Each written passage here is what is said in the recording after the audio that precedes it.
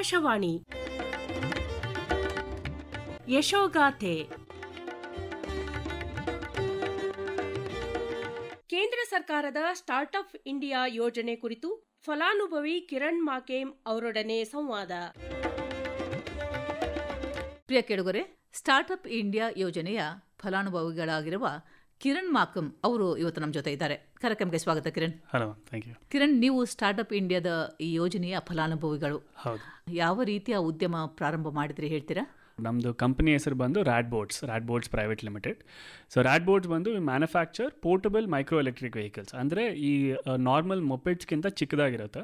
Portable ಅಂದರೆ we can fold it and carry it along with. ನಮ್ಮ ಜೊತೆಯಲ್ಲೇ ಎತ್ಕೊಂಡು ಹೋಗೋವಂಥದ್ದು. ವೆಯ್ಟ್ ಬಂದು ಲೆಸ್ ದೆನ್ 12 kgs ಇರುತ್ತೆ. ಕಾರಲ್ಲಿ ಸ್ಟೋರ್ ಮಾಡ್ಬೋದು, ಇಲ್ಲಾಂದರೆ you can store it under the work table ಆಗಿರ್ಬೋದು, ಇಲ್ಲಾಂದರೆ at home as well. So ಅಂಥ ವೆಹಿಕಲ್ಸ್ನ ನಾವು ಮ್ಯಾನುಫ್ಯಾಕ್ಚರ್ ಮಾಡ್ತೀವಿ. Primarily targeting to short distance commute, ಅಂದರೆ less than 10 to 15 kilometers of daily commute. So ಇದು ನೀವು ಮೆಟ್ರೋಲ್ ಕೂಡ ತೊಗೊಂಡು ಹೋಗ್ಬೋದು. That way in the sense, ಇವಾಗ ಮನೆಯಿಂದ ಮೆಟ್ರೋ ಇಂದ ಆಫೀಸ್, ಫಸ್ಟ್ ಇಂದ ಲಾಸ್ಟ್ ಮೈಲ್ ಅಂತೀವಿ.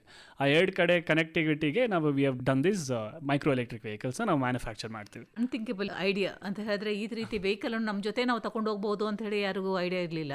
ರೈಟ್. ಕಿರಣ್ ಅವರಿಗೆ ಈ ಐಡಿಯಾ ಹೇಗೆ ಬಂತು? ಇದು ಇವಾಗ ಟೆಕ್ನಾಲಜಿ ಅಡ್ವಾನ್ಸ್ಮೆಂಟ್ ಆಗ್ತಾ ಇದೆ. ಸೊ ಇವಾಗ ದ ಮೋಟರ್ ಕೆಪಾಸಿಟಿ ಎಲ್ಲ, ಮುಂಚೆ ಮೋಟರ್ ಅಂದರೆ it was at least the size of dumbbell are much bigger, ಒಂದು ದೊಡ್ಡ ಬಾಕ್ಸ್ ಥರ ಸೈಜ್ ಇರ್ತಾ ಇತ್ತು. ಇವಾಗ ಟೆಕ್ನಾಲಜಿ ಅಡ್ವಾನ್ಸ್ ಆಗ್ತಾ where the size of the motor is reducing and the technology, the power output is also increasing. So ಅಂಥದ್ರಲ್ಲಿ we wanted to make, ಇವಾಗ traffic congestion ತುಂಬ ಇದೆ. ಇವಾಗ ಬೆಂಗಳೂರಲ್ಲಿ ಆಗಿರ್ಬೋದು, Tier 1 cities ಆಗಿರ್ಬೋದು, traffic congestion is very big. So ಇವಾಗ road enhance ಮಾಡಿದ್ರು ಕೂಡ the bigger vehicles that will come into play. ನಾವು ನೋಡ್ದಂಗೆ 70% of the commute in Tier 1 cities less than 15 kilometers per day ಆಗುತ್ತೆ, ಮೆಜಾರಿಟಿ ಆಫ್ ದ ಆವ್ರೇಜ್ ಕಮ್ಯೂಟಲ್ಲಿ. So ಅಂಥ ಡಿಸ್ಟೆನ್ಸಲ್ಲಿ car ತೊಗೊಂಡೋಗೋದ್ರಿಂದ it's not only time taking but also traffic congestion ಕೂಡ add on ಆಗುತ್ತೆ. ಅಂಥ ಏರಿಯಾಸಲ್ಲಿ we want to innovate in a new segment of automotive segment, micro electric vehicles ಅಂತ. Where ನೀವು ಶಾರ್ಟ್ ಡಿಸ್ಟೆನ್ಸಲ್ಲಿ you don't have to worry about taking a big vehicle, worry about parking challenges ಆಗಿರ್ಬೋದು. ಯಾಕಂದರೆ you don't need a dedicated parking space. So ಅಂಥದ್ರಲ್ಲಿ ನಾವು ಈ ವೆಹಿಕಲ್ನ launch ಮಾಡೋಣ ಅಂತ ಲಾಂಚ್ ಮಾಡಿರೋದು. ಲಾಂಚ್ ಆಗಿದೆ ಕಿರಣ್? ಆಲ್ರೆಡಿ ಆಗಿದೆ ma'am. It's in the market as well. How has been the response? You must be targeting mainly the youngsters. ಯಾಕಂತ ಹೇಳಿದ್ರೆ 10-12 kg ವೇಟ್ ತಗೊಂಡು ಹೋಗ್ಬೇಕಂತ ಹೇಳಿದ್ರೆ. ಕರೆಕ್ಟ್. ಆ target segment primarily we are doing it in phases. But ಇವಾಗ primarily ನಾವು gated ಕಮ್ಯುನಿಟೀಸಲ್ಲಿ ಮಾಡ್ತೇವೆ. ಮುಂಬೈ, ಡೆಲ್ಲಿ ಏರ್ಪೋರ್ಟ್ಸಲ್ಲಿದೆ. ಈ ಶಾರ್ಟ್ ಡಿಸ್ಟೆನ್ಸಸ್, ಮೆಟ್ರೋ ಇಂದ ವರ್ಕ್ಗೆ ಹೋಗೋರೆಲ್ಲ ಇದ್ದಾರೆ, ಅಡಲ್ಟ್ಸ್ ಯೂಸ್ ಮಾಡ್ತಾರೆ. ಸ್ಕೂಲ್ಗೆ ಹೋಗೋ ಹುಡುಗರು ಕೂಡ ಸ್ಟಾರ್ಟ್ ಮಾಡ್ತಾ ಇದ್ದಾರೆ ಯೂಸ್ ಮಾಡೋದಕ್ಕೆ. ಸೊ ಆ ಥರ target segment is wide, but we are focused on gated communities to start with. Startup India ಯೋಜನೆಯ ಫಲಾನುಭವಿಗಳು ನೀವು. ಹೌದು. ಸೊ ಇದಕ್ಕೆ ಈ ಥರದ ಇನ್ನೋವೇಟಿವ್ ಐಡಿಯಾಸ್, ನಿಮ್ಮಂಥ ಯುವಕರು ಈ ರೀತಿ ಇನ್ನೋವೇಟಿವ್ ಐಡಿಯಾಸ್ ತಗೊಂಡು ಬರುವುದೇ ಒಂದು ಮುಖ್ಯ ಕ್ರೈಟೀರಿಯಾ ಅಂತ ಹೇಳ್ಬೋದಾ? ಹೌದು ma'am, definitely. Government of India ಇವಾಗ ತುಂಬ ಸ್ಟಾರ್ಟಪ್ಸ್ಗೆ ತುಂಬ ಪುಷ್ ಮಾಡ್ತಾ ಇದ್ದಾರೆ. It might be in terms of funding support ಇರ್ಬೋದು, ಮೆಂಟರ್ಶಿಪ್ ಇರ್ಬೋದು, ಮಾರ್ಕೆಟ್ ರೀಚ್ ಇರ್ಬೋದು. ತುಂಬ ಬೆನಿಫಿಟ್ಸ್ ಓಪನ್ ಮಾಡ್ತಾ ಇದ್ದಾರೆ ಗೌರ್ಮೆಂಟ್ ಆಫ್ ಇಂಡಿಯಾ. ಸೊ ಅಂಥದ್ರಲ್ಲಿ there is central and state government schemes ಇದಕ್ಕೆ ಸಪೋರ್ಟ್ ಮಾಡೋದಕ್ಕೆ. ಯಾಕಂದರೆ ಇವಾಗ ಸ್ಟಾರ್ಟಪ್ಸಲ್ಲಿ ಏನಾಗುತ್ತೆ, lot of uncertainty. Very good talented people ಇವಾಗ ಜಾಬ್ಸ್ ಮಾಡ್ತಾ ಇದ್ದಾರೆ. But at the end of the day ನಮ್ಮದು ಪ್ರಾಬ್ಲಮ್ ಸೊಲ್ಯೂಷನ್ ಮಾಡಬೇಕು ಅಂದರೆ the only way to do it is through innovative ideas. So ಅದಕ್ಕೆ government is doing everything possible to get right talent into building businesses. Innovation technology is said to be the basic criteria. So ಇದು ಎರಡು ನಿಮ್ಮ ಈ startup ಅಲ್ಲಿ ಇದೆ. So ನಿಮ್ಮ back ground ಸ್ವಲ್ಪ ಹೇಳ್ತೀರಾ ಇನ್ ಮಿನಿಮಮ್ ವರ್ಡ್ಸ್? ನಾನು mechanical engineer graduate. I had wide interest towards micro mobility in specific, electric mobility in overall. EVs ಅನ್ನೋದು ನಂಗೆ ತುಂಬ ಇಂಟ್ರೆಸ್ಟ್ ಇತ್ತು. ಅದ್ರ ಬೇಸಿಸ್ ಮೇಲೆ we wanted to see the target segment, ಅಂದರೆ it's a huge segment and we entered into the segment. So being a mechanical engineer we can expect innovation ಮತ್ತು technology ಎರಡೂ ನಿಮ್ಮಿಂದ ನಾವು ಎಕ್ಸ್ಪೆಕ್ಟ್ ಮಾಡ್ತಾ ಇದ್ದೇವೆ. ಈ ಸ್ಟಾರ್ಟಪ್ ಇಂಡಿಯಾದಲ್ಲಿ ನೀವು ಯಾವ ಕ್ರೈಟೀರಿಯಾದಡೆ ಅಥವಾ ಯಾವ ಸ್ಕೀಮ್ ಅಡಿಯಲ್ಲಿ ಬೆನಿಫಿಟ್ ಫಲಾನುಭವಿಗಳು ಅಂತ ಹೇಳ್ತೀರಾ? ಮ್ಯಾಮ್, ನಾನು ಇವಾಗ ಸ್ಟಾರ್ಟಪ್ ಇಂಡಿಯಾ ಸೀಡ್ ಫಂಡ್ ಅಂತೀವಿ. ಸೊ ಅದ್ರದ್ದು we gotten 40 lakhs from startup India seed fund. ಅಂದರೆ ಈ ಸೀಡ್ ಫಂಡ್ ಅಂತ ಹೇಳಿದ್ರೆ is it only a part of startup India ಅಥವಾ ಸ್ಟಾರ್ಟಪ್ ಇಂಡಿಯಾದಲ್ಲಿ ಬೇರೆ ಬೇರೆ ಸ್ಕೀಮ್ಗಳಿವೆಯಾ? ಸ್ಟಾರ್ಟಪ್ ಇಂಡಿಯಾಲಿ ತುಂಬ ಸ್ಕೀಮ್ಸ್ ಇದೆ. So startup India is like a platform where they do challenges, grants, funding support. So overall to support the startup from 0 to 1 the entirely ಏನೇನು support ಇರಬೇಕು, ಮೆಂಟರ್ಶಿಪ್ ಇರ್ಬೋದಾಗಿರ್ಬೋದು, ಇಲ್ಲಾಂದರೆ ಸ್ಪೇಸ್ ಆಫರ್ ಮಾಡೋದಕ್ಕೆ ಆಗಿರ್ಬೋದು. ಮತ್ತು ಇವಾಗ ನಮ್ಗೆ ಇವಾಗ ಟೆಕ್ನಾಲಜಿ ಮಾಡಬೇಕಾದ್ರೆ we will require a lot of hardware equipment. So ಅದ್ರ ಸಪೋರ್ಟ್ ಆಗಿರ್ಬೋದು. Over all holistic approach of supporting a startup central and state government schemes ಮಾಡುತ್ತೆ. ಸೊ ಇದರಲ್ಲಿ ನಮ್ಮದು ಫೈನಾನ್ಷಿಯಲ್ ಏಡ್ ನಾವು ತೊಗೊಂಡಿರೋದು. ನೀವು ನಿಮ್ಮ ಸ್ಟಾರ್ಟ್ಅಪ್ ಕಂಪನಿ ಶುರು ಮಾಡಿ 2 ವರ್ಷ ಆಯಿತು ಅಂತ ಹೇಳಿದ್ರಿ. ಹೌದು. ಸೊ 2 ವರ್ಷ ಆದಮೇಲೂ ಈ ಥರದ ಸ್ಟಾರ್ಟ್ಅಪ್ ಇಂಡಿಯಾದಿಂದ ನೀವು ಬೆನಿಫಿಟ್ಸ್ ಪಡೆಯಬಹುದಾ? ಸ್ಟಾರ್ಟಪ್ ಇಂಡಿಯಾ ಸ್ಕೀಮ್ಸ್ ತುಂಬಾ ಇದೆ, ಬಟ್ ನಾನು ಈ specific scheme startup India seed fund ಒಂದು ಕೆಲವು ಎಲಿಜಿಬಿಲಿಟಿ ಕ್ರೈಟೀರಿಯಾ ಇದೆ. ಸೊ ಅದಕ್ಕೆ ಲೆಸ್ ದೆನ್ 2 years ಇದ್ರೆ ಮಾತ್ರ ಈ startup India seed fund support ತಗೋಬಹುದು. ನೀವು ಎಲಿಜಿಬಲ್ ಫಾರ್. ಹೌದು ಹೌದು.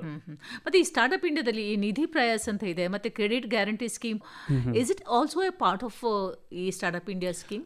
ಸ್ಟಾರ್ಟ್ಅಪ್ ಇಂಡಿಯಾ ಸ್ಕೀಮ್ ಅಲ್ಲಿ ಫೈನಾನ್ಷಿಯಲ್ ಏಡ್ ಅಲ್ಲಿ 3 ಮೇನ್ ಸ್ಕೀಮ್ಸ್ ಇದೆ. ಒಂದು ಬಂದು ನಿಧಿ ಪ್ರಯಾಸ್, ಸೆಕೆಂಡ್ ಬಂದು SISFS startup India seed fund scheme, ಮತ್ತೆ ಇನ್ನೊಂದು ಬಂದು CGSS ಕ್ರೆಡಿಟ್ ಗ್ಯಾರಂಟಿ ಸ್ಕೀಮ್ ಅಂತಾರೆ.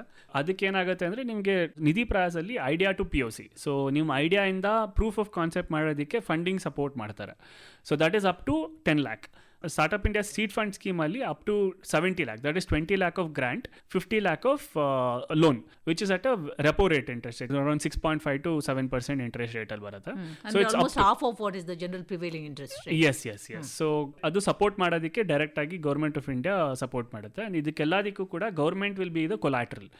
You don't have to have any specific collateral from your end. ಅಂದರೆ ಮೊದಲನಾಗೆ ನಾವು ಯಾವ್ದು ಗ್ಯಾರಂಟಿಗೆ ಏನು ಬೇಕಿತ್ತು ಅವರು ಈ ಶುಡ್ ಬಿ ಎ ಗ್ಯಾರಂಟರ್ ಅಂಥದ್ದೆಲ್ಲ ಯಾವುದು ಕ್ರೈಟೀರಿಯಾ ಇದಕ್ಕೆ ಬರೋದಿಲ್ಲ, ಯಾವುದು ಬರೋದಿಲ್ಲ. ಅದೊಂದು advantage, major advantage. So up to 50 lakhs ಇಲ್ಲ up to 20 lakhs of grant ಇಲ್ಲ up to 50 lakhs of loan ಕೊಡ್ತಾರೆ. ಈ ಲೋನ್ ಅನ್ನು ನೀವೇನು ತಗೊಳ್ತೀರಾ? ಇದರಲ್ಲಿ ನಿಮಗೆ ಸಬ್ಸಿಡಿ ಸಿಗುತ್ತಾ ಅಥವಾ what is the benefit for? ಈಗ ಲೋ ರೇಟಲ್ಲಿ ಇಂಟ್ರೆಸ್ಟ್ ನಿಮಗೆ ಸಿಗುತ್ತೆ. Other than that what is the benefit people like you come up with a startup? Primarily ಅದೇ ನಾನು ಹೇಳ್ದಂಗೆ. So 70 lakh, 20 lakh is grant in the sense you don't have to repay it back. Up to 20 lakh and up to 50 lakh of loan. So ಎರಡರಲ್ಲಿ ಯಾವುದಾದ್ರೂ ಆಗ್ಬೋದು, ಇಲ್ಲ both can happen R any one can happen. So that is the maximum limit ಕೊಡೋದು ಅವರು. So you can get both grant as well as loan. It depends on the case to case scenario ಅಲ್ಲಿ variation ಆಗುತ್ತೆ ಅದು. So ಇವಾಗ loan ಬಂತು ಅಂದರೆ it's already low interest loan ಕೊಡ್ತಾರೆ. ಅದು ನಿಮಗೆ ಟ್ರಾಂಚಸ್ ಅಲ್ಲಿ ಕೊಡ್ತಾರೆ, ಒಟ್ಟಿಗೆ ಫುಲ್ ಅಮೌಂಟ್ ಕೊಡಲ್ಲ, ಟ್ರಾಂಚಸ್ ಅಲ್ಲಿ ಕೊಡ್ತಾರೆ. So will have milestones to achieve. ಆ ಮೈಲ್ ಸ್ಟೋನ್ ಅಚೀವ್ ಮಾಡಿದಂಗೆ they will give you that loans. ಈ ಲೋನಲ್ಲಿ we can even do product innovation, ಆಮೇಲೆ ಇನಿಷಿಯಲ್ ಮಾರ್ಕೆಟ್ ಎಂಟ್ರಿ ಅಂತಾರೆ. ಸೊ ಇನಿಷಿಯಲ್ ಮಾರ್ಕೆಟ್ ಎಂಟ್ರಿ ಮತ್ತು ಮಾನಿಟೈಸೇಷನ್ಗೆ ಅಂದರೆ ಸೆಲ್ ಮಾಡೋದಕ್ಕೆ ಸ್ಟಾರ್ಟ್ ಮಾಡೋದಕ್ಕೆ ಈ ಫಂಡಿಂಗ್ ಹೆಲ್ಪ್ ಮಾಡುತ್ತೆ. ಇದಾದ ಮೇಲೆ ಬಂದು ನೆಕ್ಸ್ಟ್ ಬಂದು CGSS ಬಂದು up to 10 crore of loan ಕೊಡ್ತಾರೆ, up to 10 crore fully non collateralised. So there are lot of financial institutions also, ಎಲ್ಲ PSU ಬ್ಯಾಂಕ್ಸ್ ಇರ್ಬೋದು, ಮತ್ತು ಪ್ರೈವೇಟ್ ಇನ್ವೆಸ್ಟರ್ಸ್ ಇರ್ಬೋದು, ಮತ್ತು ಇವೆಲ್ಲ ಎಷ್ಟೊಂದು ಬ್ಯಾಂಕ್ಸ್ ಕೂಡ ಡೈರೆಕ್ಟ್ ಆಗಿ ಕೊಲಾಬ್ರೇಟ್ ಆಗಿದ್ದಾರೆ ಈ ಸ್ಕೀಮ್ಸ್ಗೆ. ಓಕೆ, ಯಾರಿಗಾದರೂ ಈ ರೀತಿ ಸ್ಟಾರ್ಟ್ಅಪ್ ಇಂಡಿಯಾದಿಂದ ಒಂದು ಒಳ್ಳೆ ಐಡಿಯಾ ಇದೆ, ಟೆಕ್ನಾಲಜಿ ಇದೆ, ಇನ್ನೋವೇಷನ್ ಇದೆ, ಝೀರೋ ಬಂಡವಾಳ ಇದೆ, I hardly have any money, so ಅಂಥವರು ಕೂಡ ಈ ಸ್ಟಾರ್ಟ್ಅಪ್ ಇಂಡಿಯಾ ಸ್ಕೀಮಿನ ಬೆನಿಫಿಟ್ ಅನ್ನು ಪಡೆಯಬಹುದಾ? ಹಾಂ ma'am. So we are in a golden era actually. ಮುಂಚೆ ಒಂದು ಸ್ಟಾರ್ಟ್ಅಪ್ ಮಾಡಬೇಕು ಅಂದರೆ they should have put in a lot of their own money, ಒಂದು ಸ್ವಂತ ದುಡ್ಡು ಹಾಕಿ, ಇಲ್ಲಾಂದರೆ ಫ್ಯಾಮಿಲಿ ಫ್ರೆಂಡ್ಸಿಂದ ರೇಸ್ ಮಾಡಿ ಅದಾದಮೇಲೆ ಇನ್ವೆಸ್ಟ್ ಮಾಡಿ ಮಾಡ್ತಾ ಇದ್ದಿದ್ದು. ಸೊ ಇವಾಗ ಏನಾಗ್ತಾ ಇದೆ, ಅದರಿಂದ ಎಷ್ಟೊಂದು ಸ್ಟಾರ್ಟ್ಅಪ್ಸೇ ಟೇಕ್ ಆಫ್ ಆಗ್ತಾ ಇರಲಿಲ್ಲ. ಸೊ ಆ ಪ್ರಾಬ್ಲಮ್ ಸಾಲ್ವ್ ಮಾಡೋದಕ್ಕೆ ಗೌರ್ಮೆಂಟ್ ಆಫ್ ಇಂಡಿಯಾ ಏನು ಮಾಡಿದೆ, ಕೆಲವು innovative startups which has technology in its core. ಈ ಪ್ರಾಡಕ್ಟ್ ಆರ್ ಸರ್ವಿಸಲ್ಲಿ ಟೆಕ್ನಾಲಜಿ ಯೂಸ್ ಮಾಡಿಕೊಂಡು ಇನೋವೇಟಿವ್ ಪ್ರಾಡಕ್ಟ್ ಆರ್ ಸರ್ವಿಸ್ ಮಾಡ್ತಾ ಇರೋದಕ್ಕೆ government is supporting with funding aid. ತುಂಬ ಬೆನಿಫಿಟ್ಸ್ ಇದೆ ಆ್ಯಕ್ಚುಲಿ. ನೀವು ಈ ಸ್ಕೀಮಿಗೆ ಹೋಗಬೇಕು ಅಂತ ಹೇಳಿದಾಗ ಯಾವ ಕ್ರೈಟೀರಿಯಾನ ಮೀಟ್ ಆಗಬೇಕಾಗಿತ್ತು ಅಲ್ಲಿ ಕಿರಣ್? ಸೊ ನಮ್ಮದು ಪ್ರಾಡಕ್ಟಲ್ಲಿ we are innovating the product. So ಇವಾಗ ನಮ್ಮದು ಕೋರ್ ಎಲೆಕ್ಟ್ರಾನಿಕ್ಸ್ ಇರ್ಬೋದು, ನಾವು we are make in India ಮಾಡ್ತಾ ಇದ್ದೀವಿ. ಸೊ ಅದರಲ್ಲಿ ಎಷ್ಟೊಂದು challenges, we are making automotive grade controllers for micro electric vehicle segment. ಈ ಥರ ಮೇಜರ್ ಚಾಲೆಂಜಸ್ ಇದೆ ಮೈಕ್ರೋ ಎಲೆಕ್ಟ್ರಿಕ್ ವೆಹಿಕಲ್ಸಲ್ಲಿ. ಆ ಸ್ಪೆಸಿಫಿಕ್ ಕ್ಯಾಟಗರೀಸಲ್ಲಿ ನಾವು we are innovating with technology. So that was your idea. That was the innovation as well as the technology. Okay. Yes. So once you had this idea, ಅಂದ್ರೆ ನಿಮ್ಮ business ಇತ್ತಲ್ಲ, then what was the next step you took to? ಅಂದ್ರೆ ಈಗ startup ಇಂಡಿಯಾದಿಂದ ನೀವು benefit ಸಿಗಬೇಕು ನಿಮಗೆ ಅಂತ ಹೇಳಿದಾಗ ಏನು ಮಾಡಿದ್ರಿ ನೀವು? This was one of the interest area of the government. Mobility was an interest area of the government. So ಅದರಿಂದ ನಾವು we fall under mobility itself.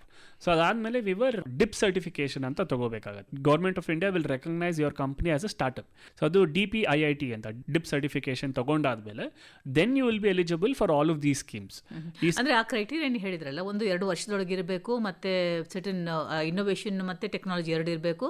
Is there any other criteria ಒಂದು ಸ್ಟಾರ್ಟ್ಅಪ್ಗೆ? Primarily these less than 2 years ಆಗಿರಬೇಕು, ಮತ್ತೆ startup India recognition ಆಗಿರಬೇಕು, and you should be a private limited company. ಯಾವುದಾದ್ರೂ ಒಂದು ಇನ್ಕ್ಯುಬೇಟರ್ಗೆ ನೀವು ಎಫಿಲಿಯೇಷನ್ ಇರಬೇಕು ಅಂತ ಒಂದು ಕಂಡೀಷನ್ ಎಲ್ಲೋ ಓದಿದೆ. ಹೌದು, ಇನ್ಕ್ಯುಬೇಟರ್ ಮ್ಯಾಂಡೇಟ್ರಿ ಇಲ್ಲ, but virtual or physical incubation ತಗೊಂಡ್ರೆ it will be a good benefit. ಯಾಕಂದ್ರೆ ಇವಾಗ ಸ್ಕೀಮ್ಸ್ ಎಲ್ಲ ಬಂದು ಇನ್ಕ್ಯುಬೇಟರ್ ಥ್ರೂನೇ ಗೌರ್ಮೆಂಟ್ ಫಂಡಿಂಗ್ ಮಾಡೋದು. Government will not fund it to you directly, government will fund it through an incubator ಅನ್ನೋದು they will support your startup with ideas from the ideation to market fitment to mentorship ಎಲ್ಲ ಅವ್ರು support ಮಾಡ್ತಾರೆ. So ನೀವು ಈ ತರ benefit ತಗೊಂಡ್ರೆ incubator? ಹೌದು ma'am, ನಾವು AC ಪಿನೆಕಲ್ ಅಂತ ಪುಣೆ ಬೇಸ್ಡ್ ಇನ್ಕ್ಯುಬೇಟರ್ ಜೊತೆ ನಾವು ಕೊಲಾಬ್ರೇಟ್ ಮಾಡಿದ್ವಿ. ಯಾಕೆ ಕರ್ನಾಟಕದಲ್ಲಿ ಇದಕ್ಕೆ ಬೇಕಾದ ಇನ್ಕ್ಯುಬೇಟರ್ಸ್ ಇಲ್ವಾ? ಇಲ್ಲಿ ಇದಾವೆ, ತುಂಬಾ ಇದಾರೆ. ಅಕ್ರಾಸ್ ಇಂಡಿಯಾ ತುಂಬಾ ಇನ್ಕ್ಯುಬೇಟರ್ಸ್ ಇದೆ. ನಮ್ಗೆ ಇನ್ಕ್ಯುಬೇಟರ್ ಬಂದು ಪುಣೆಗೆ ತಗೊಂಡ್ವಿ ಅಂದ್ರೆ ನಾವು ಅವರು ಡೈರೆಕ್ಟ್ಲಿ ಮೊಬಿಲಿಟಿ ಸೆಗ್ಮೆಂಟ್ ಅಲ್ಲಿ they are experts. So incubators ಅಲ್ಲಿ ಸರ್ಟನ್ ಎಕ್ಸ್ಪರ್ಟೀಸ್ ಇರುತ್ತೆ. ಸೊ ಆ ಸರ್ಟನ್ ಎಕ್ಸ್ಪರ್ಟೀಸ್ ಮೇಲೆ based on that expertise you choose.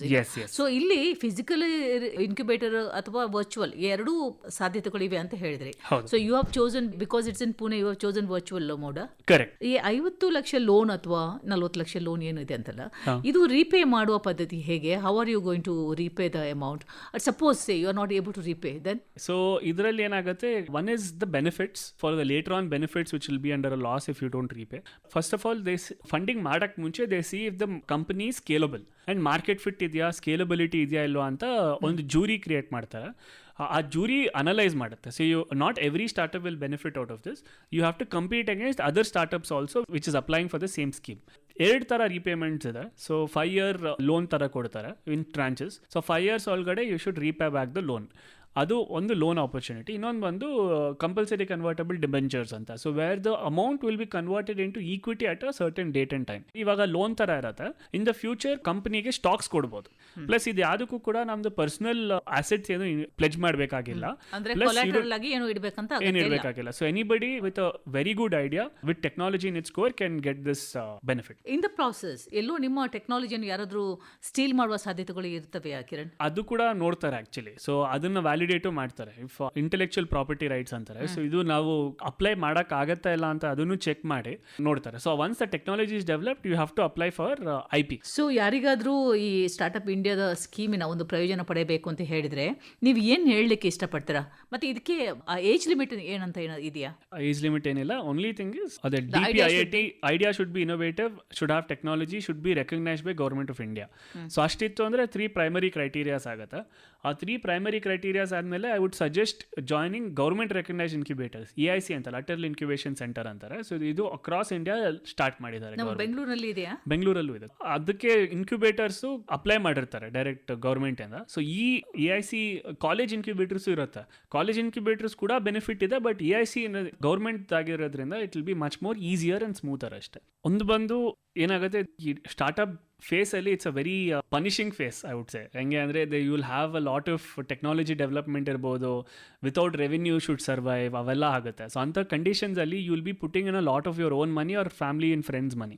ಇಂಥದ್ರಲ್ಲಿ ಏನಾಗುತ್ತೆ, the stress will be high. Stress ಇದ್ರೆ you will directly reflect on the product. So ಇಂಥ schemes benefit ಮಾಡೋದಕ್ಕಂತ ಅಂಥ ಒಳ್ಳೆ ಇನೋವೇಟಿವ್ ಐಡಿಯಾಸ್ನ ರಿಸ್ಕ್ ತೊಗೊಳ್ದೇನೆ ಬಿಟ್ಬಿಡ್ತಾರೆ ಅಷ್ಟೊಂದು. ಈ ರಿಸ್ಕ್ ತೊಗೊಂಡು ಬ್ಯೂಟಿಫುಲ್ ಪ್ರಾಡಕ್ಟ್ಸ್ ಮಾಡೋದಕ್ಕೆ ಅಂತಾನೆ ಈ ಸ್ಟಾರ್ಟ್ಅಪ್ ಇಂಡಿಯಾ ಸ್ಕೀಮ್ಸ್ ಮಾಡ್ತಾರೆ, ಈ ಥರ ಗ್ರ್ಯಾಂಟ್ಸ್ ಮತ್ತು ಫೈನಾನ್ಷಿಯಲ್ ಏಡ್ ಎಲ್ಲ. So I highly suggest any individual or a startup which has a good technology in mind, good solution for an existing problem ಇದ್ರೆ ಈ ಸ್ಕೀಮ್ಸ್ ಪಡೆಯೋದಕ್ಕೆ it will be a very good thing. So that because ಎಷ್ಟೊಂದು startups will fail because they don't have the support. ಎಷ್ಟೊಂದು ಒಳ್ಳೊಳ್ಳೆ startups fail ಆಗೋಗಿದೆ ಈ ಥರ support ಇಲ್ದಿರೋದಕ್ಕೆ. ನಾವು ಈ ಥರ ಸಪೋರ್ಟ್ ಕೊಡ್ತಾ ಇರೋದ್ರಿಂದ government, I would urge all the individuals and startups to take this benefit. How do your family and friends support in this? Because ಕುಟುಂಬದವರ ಮತ್ತು ಫ್ರೆಂಡ್ಸ್ ಸಪೋರ್ಟ್ ಬಹಳ ಬೇಕಾಗುತ್ತೆ. ನೀನು ಎಲ್ಲಾದರೂ ಕೆಲಸ ಮಾಡು, ಇದೆಲ್ಲ ಯಾಕೆ ರಿಸ್ಕ್ ಅಂತ ಹೇಳುವವರು ಜಾಸ್ತಿ. ಹೌದು, ಡೆಫಿನೆಟ್ಲಿ ಆ ಥರ ಇದ್ದೇ ಇರ್ತಾರೆ.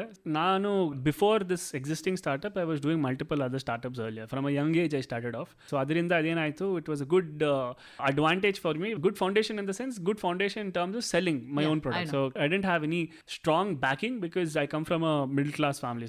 So it was my own self that I started selling different products. ಅವೆಲ್ಲ ಮಾಡೋದ್ರಿಂದ ಅದೇನಾಯಿತು, they saw that okay I can survive. Startup ಇಂಡಿಯಾದ ಮುಖಾಂತರ ಇನ್ನೋವೇಷನ್ ಮತ್ತು ಟೆಕ್ನಾಲಜಿ ಮುಖಾಂತರ ಪೋರ್ಟೇಬಲ್ ಮೈಕ್ರೋ ಎಲೆಕ್ಟ್ರಿಕ್ ವೆಹಿಕಲ್ಸ್ ಮಾಡುವಂಥ ಸ್ಟಾರ್ಟ್ಅಪ್ ಶುರು ಮಾಡಿದ್ರಿ. ಇದರಿಂದ ನಿಮಗೆ ಯಶಸ್ಸು ಲಭಿಸಲಿ ಅಂತ ಆಶಿಸ್ತೇವೆ ಕಿರಣ್. ಒಳ್ಳೆಯದಾಗಲಿ. Thank you so much. ಇದುವರೆಗೆ ಕೇಂದ್ರ ಸರ್ಕಾರದ ಸ್ಟಾರ್ಟ್ಅಪ್ ಇಂಡಿಯಾ ಯೋಜನೆ ಕುರಿತು ಫಲಾನುಭವಿ ಕಿರಣ್ ಮಾಕೇಮ್ ಜೊತೆಗಿನ ಸಂವಾದವನ್ನ ಕೇಳಿದ್ರಿ. ನಡೆಸಿಕೊಟ್ಟವರು ಫ್ಲೋರಿನ್ ರೋಷ್. ಯಶೋಗಾಥೆ, ಕೇಂದ್ರ ಸರ್ಕಾರದ ಸ್ಟಾರ್ಟ್ಅಪ್ ಇಂಡಿಯಾ ಯೋಜನೆ ಕುರಿತು ಕಾರ್ಯಕ್ರಮವನ್ನ ಕೇಳಿದ್ರಿ. ಈ ಕಾರ್ಯಕ್ರಮ ಆಕಾಶವಾಣಿ ಬೆಂಗಳೂರು ಕೇಂದ್ರದ ಕೊಡುಗೆ.